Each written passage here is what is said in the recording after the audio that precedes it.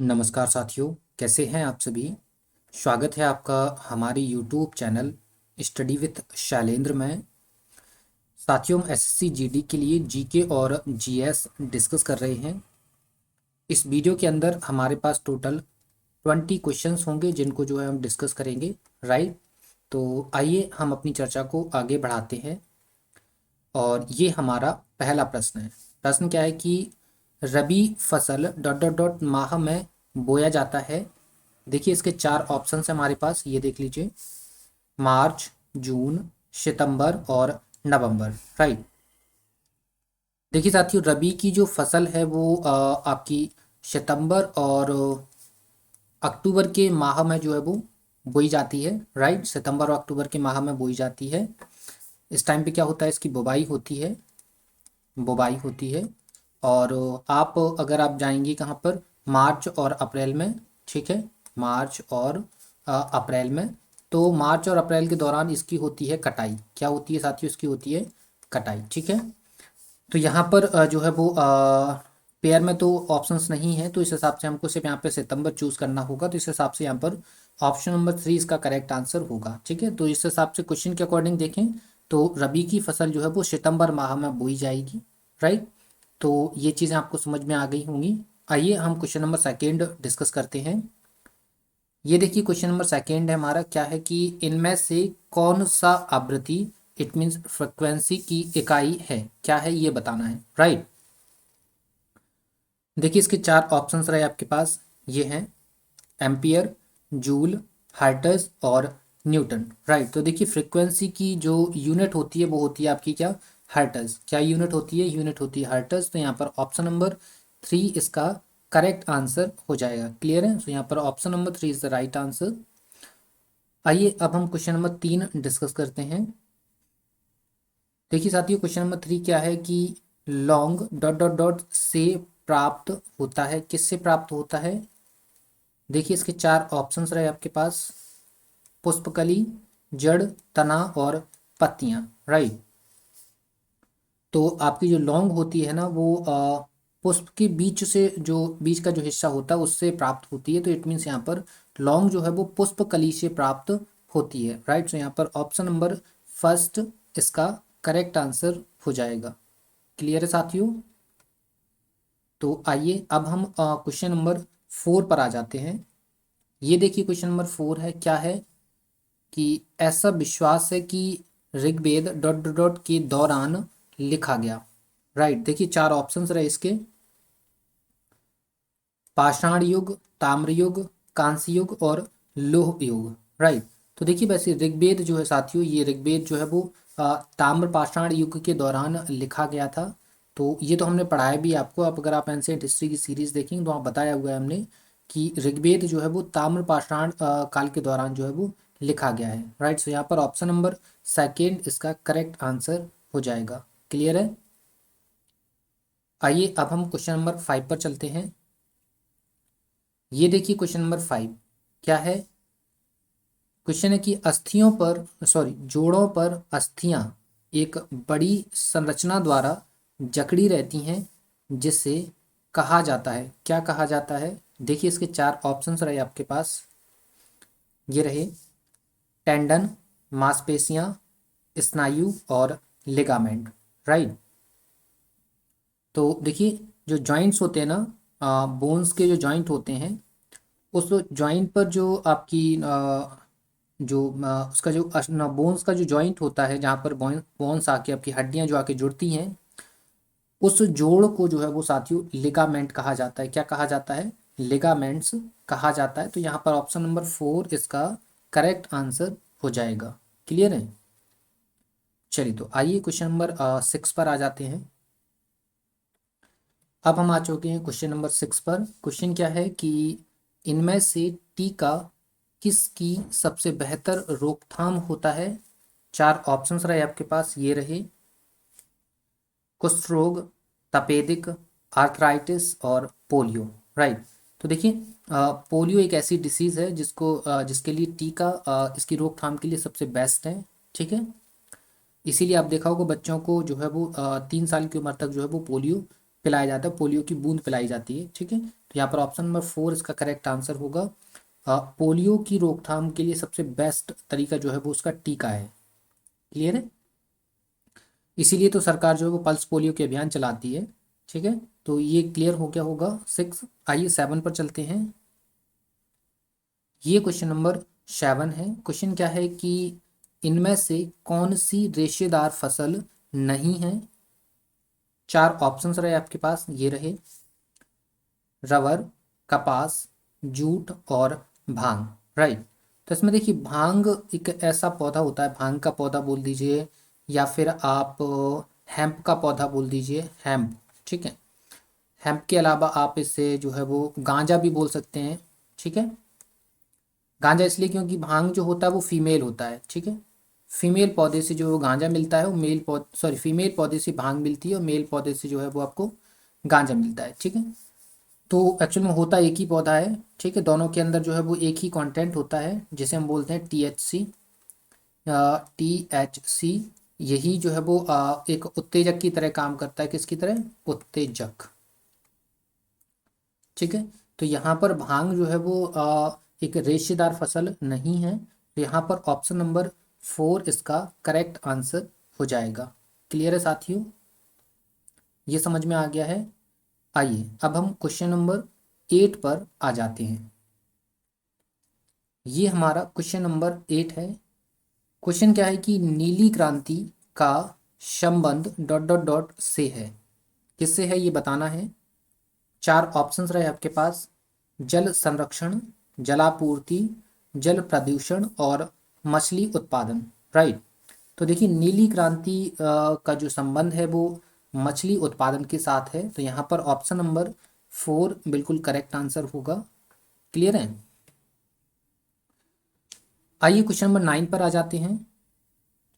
ये देखिए question number 9 है, क्या है कि भारत में मत देने की न्यूनतम उम्र है। क्या है? 4 ऑप्शंस रहे आपके पास, 21 वर्ष, 25 वर्ष, 30 वर्ष और 18 वर्ष। राइट, मत देना इट मीन्स होता है वोट देना। ठीक है, वोट का जो राइट है आपको वो कब मिलता है। ठीक है, वोट का जो आपको राइट है वो कब मिलता है, तो वोट का जो राइट है साथियों वो इंडियन कॉन्स्टिट्यूशन के हिसाब से आपको 18 ईयर में मिल जाता है। ठीक है, जब आप 18 साल की उम्र कंप्लीट कर चुके होते हैं तो आप वोट डालने के लिए एलिजिबल हो जाते हैं। इट मीन्स 18 साल की उम्र को एक एडल्ट पर्सन की कैटेगरी में कैटेगराइज किया गया है। ठीक है,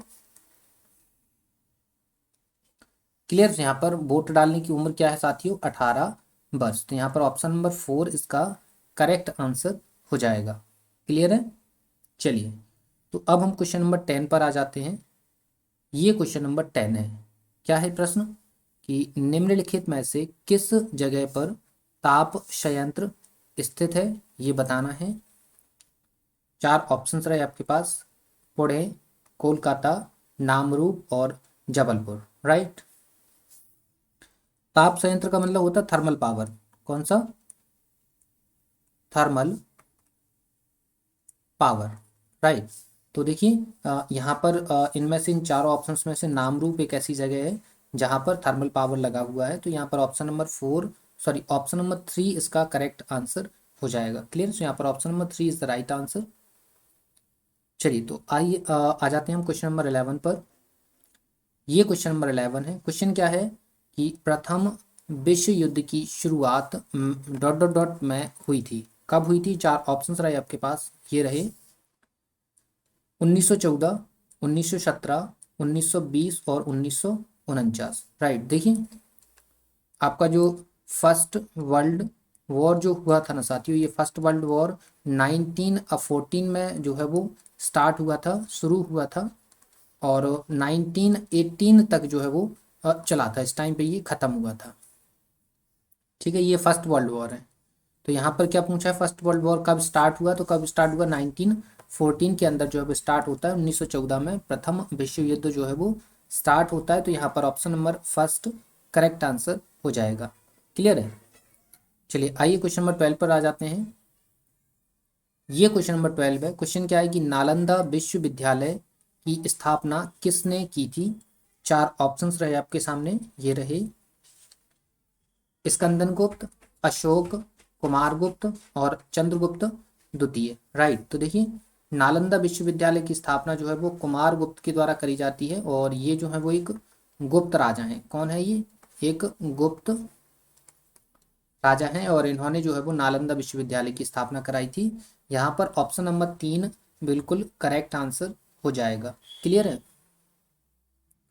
चलिए आइए क्वेश्चन नंबर 13 पर आ जाते हैं। ये क्वेश्चन नंबर 13 है। क्या है क्वेश्चन? क्वेश्चन है कि नेहरू ट्रॉफी किस खेल से संबंधित है? चार ऑप्शंस रहे आपके सामने, क्रिकेट, हॉकी, फुटबॉल और पोलो। राइट, देखिए नेहरू ट्रॉफी जो है वो एक हॉकी से संबंधित ट्रॉफी है। किससे संबंधित है? हॉकी से संबंधित ट्रॉफी है। राइट, तो ये आपको समझ में आ गया है। Clear, so option number second यहाँ पर राइट आंसर हो जाएगा। क्लियर है? आइए क्वेश्चन नंबर 14 पर आ जाते हैं। ये क्वेश्चन नंबर 14 है। क्या है क्वेश्चन? है कि निम्न में से कौन सी नदी डेल्टा नहीं बनाती है?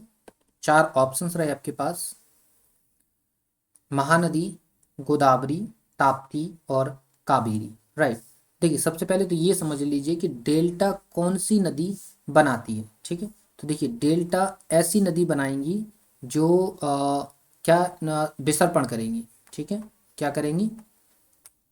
विसर्पण। ठीक है, जो भी नदी विसर्पण करेगी वो डेल्टा बनाएगी। राइट, ये चीज़ आपको समझ में आ गई? क्या बोला हमने? जो भी नदी विसर्पण करेगी वो डेल्टा बनाएगी और जो विसर्पण नहीं करेगी वो डेल्टा नहीं बनाएगी। और विसर्पण होता कहाँ पे है? विसर्पण होता है समतल क्षेत्र में। कहाँ पर होता है? समतल क्षेत्र में। तो जो भी नदी समतल क्षेत्र में प्रवाहित होगी वो नदी करेगी क्या? विसर्पण, और विसर्पण करेगी तो बनाएगी क्या? डेल्टा। ठीक है, तो यहाँ देखिए महानदी समतलीय क्षेत्र में बहती है, गोदावरी समतलीय क्षेत्र में बहती है, कावेरी समतलीय क्षेत्र में बहती है। तो यहाँ पर बची कौन सी? ताप्ती। ताप्ती जो है वो किस में बहती है? भ्रंश घाटी में बहती है और भ्रंश घाटी में बहने के कारण इसकी जो स्पीड होती है, स्पीड जो होती है वो क्या होती है? ज़्यादा। जिस कारण क्या होती है? ये नहीं कर पाती है विसर्पण, और जब विसर्पण नहीं कर पाएगी तो डेल्टा नहीं बनाएगी। तो यहाँ पर ऑप्शन नंबर 3 इसका करेक्ट आंसर हो जाएगा। Clear, so option number 3 is the right answer. आइए अब हम क्वेश्चन नंबर 14 पर आ जाते हैं। ये देखिए क्वेश्चन नंबर 15 पर आ चुके हैं हम। क्वेश्चन नंबर 14 था ये। राइट, हाँ क्वेश्चन नंबर 14 था। क्वेश्चन नंबर 15 पर आ चुके हैं हम। क्वेश्चन नंबर 15 क्या है? क्वेश्चन है कि सुभाष चंद्र बोस द्वारा रचित पुस्तक का नाम है। क्या है? चार ऑप्शंस रहे आपके पास, ये रहे, India wins freedom, Bombay Times, Yugantar और इंडियन स्ट्रगल। राइट, तो देखिए सुभाष चंद्र बोस की जो किताब है उसका नाम इंडियन स्ट्रगल है। तो यहाँ पर ऑप्शन नंबर 4 करेक्ट आंसर हो जाएगा। क्लियर है? चलिए आइए क्वेश्चन नंबर 16 पर आ जाते हैं। ये क्वेश्चन नंबर 16 है। क्वेश्चन है कि लेपचा आदिवासी किस राज्य के निवासी हैं? चार ऑप्शंस रहे आपके पास, सिक्किम, मणिपुर, नागालैंड और केरल। राइट, तो देखिए लेपचा जो जनजाति है ना, ये लेपचा जनजाति, ये जनजाति जो है ना साथियों, ये आपको सिक्किम के अंदर देखने के लिए मिलेगी। कहाँ पर मिलेगी? सिक्किम के अंदर। तो यहाँ पर ऑप्शन नंबर फर्स्ट इसका करेक्ट आंसर हो जाएगा। क्लियर है ना? चलिए, तो ये चीज़ आपको समझ में आ गई है। आइए क्वेश्चन नंबर 17 पर आ जाते हैं। क्वेश्चन नंबर 17 क्या है कि प्रसिद्ध संत ज्ञानेश्वर किस राज्य के निवासी थे? चार ऑप्शंस हैं आपके पास, ये रहे, पंजाब, महाराष्ट्र, कर्नाटक और तमिलनाडु। राइट, देखिए प्रसिद्ध जो ये जो संत ज्ञानेश्वर जी हैं, संत ज्ञानेश्वर जी जो हैं ये महाराष्ट्र के रहने वाले थे। कहाँ के रहने वाले थे? महाराष्ट्र के रहने वाले थे। तो यहाँ पर जो है वो इसका आंसर ऑप्शन नंबर सेकंड इसका करेक्ट आंसर होगा। क्लियर है? तो ज्ञानेश्वर जी का स्थान आपको, राज्य आपको मालूम चल गया है कहाँ के रहने वाले हैं। ये महाराष्ट्र राज्य के निवासी थे। इस हिसाब से हमने ऑप्शन नंबर सेकंड इसका करेक्ट आंसर होगा। आइए अब हम क्वेश्चन नंबर 18 पर आ जाते हैं। ये देखिए क्वेश्चन नंबर 18 पर आ गए हैं। क्वेश्चन नंबर 18 क्या है? जापान की राजधानी है। क्या है? चार ऑप्शन है हमारे पास, ये रहे, टोक्यो, नागासाकी, ओसाका और याकोहामा। राइट। देखिए जापान की राजधानी सिंपली सबको याद होगा क्या है, टोक्यो। ठीक है, टोक्यो जो है वो जापान की राजधानी है। तो यहाँ पर ऑप्शन नंबर फर्स्ट बिल्कुल करेक्ट आंसर था। ठीक है, चलिए आइए क्वेश्चन नंबर 19 पर आ जाते हैं। ये क्वेश्चन नंबर 19 है हमारा। क्वेश्चन क्या है कि मानवाधिकार दिवस डॉट डॉट डॉट के दिन मनाया जाता है। चार ऑप्शंस रहे आपके पास। ठीक है, ह्यूमन राइट्स डे जो है वो किस दिन मनाया जाता है ये बताना था। 2 अक्टूबर, 4 जुलाई, 4 मार्च और 10 दिसंबर। राइट। तो देखिए जो मानवाधिकार दिवस है वो 10 दिसंबर के दिन मनाया जाता है। कब मनाया जाता है, 10 दिसंबर के दिन मनाया जाता है। तो यहाँ पर ऑप्शन नंबर 4 करेक्ट आंसर हो जाता है। क्लियर है। चलिए अब हम क्वेश्चन नंबर 20 पर आ जाते हैं, जो कि हमारी स्लाइड का लास्ट क्वेश्चन होता है। देखिए लास्ट क्वेश्चन क्या है कि अंतर्राष्ट्रीय श्रम दिवस कब मनाया जाता है। ठीक है, लेबर डे आपको बताना है कि अंतर्राष्ट्रीय लेबर डे कब मनाया जाता है। ये चार ऑप्शंस रहे। लेबर डे सॉरी, श्रम दिवस। ठीक है, वो मजदूर दिवस होता है, ये श्रम दिवस है आपका। ठीक है, कब मनाया जाता है ये बताना है। 5 जून, 5 सितंबर, 15 जनवरी, 1 मई। ठीक है, तो 1 मई के दिन हमारा जो है वो अंतर्राष्ट्रीय श्रम दिवस जो है वो मनाया जाता है। ठीक है, तो यहाँ पर ऑप्शन नंबर 4 जो है वो करेक्ट आंसर हो जाएगा। क्लियर है। तो ये हमारे कुछ 20 क्वेश्चंस थे जो उम्मीद करते हैं आपने अटेम्प्ट करे और आपको जो है वो समझ में भी आए। क्लियर है। इसके अलावा आपको इस सेशन की पीडीएफ चाहिए तो आपको हमारा टेलीग्राम चैनल जो है वो ज्वाइन करना पड़ेगा, जहाँ पर आपको इस सेशन की पीडीएफ मिल जाएगी। और इस टेलीग्राम चैनल की जो लिंक है वो आपको वीडियो की डिस्क्रिप्शन में जो है वो मिल जाएगी। तो आप वीडियो की डिस्क्रिप्शन में जाके इस टेलीग्राम चैनल को जो है वो ज्वाइन कर लीजिए। क्लियर है। इसके अलावा वीडियो पसंद आए तो वीडियो को लाइक ज़रूर करिए, वीडियो को शेयर करना बिल्कुल भी नहीं भूलना है। ठीक है, और चैनल पर आप नए हैं तो चैनल को सब्सक्राइब जरूर कर लीजिएगा। ठीक है, तो मिलते हैं आपसे नेक्स्ट वीडियो में, तब तक के लिए धन्यवाद।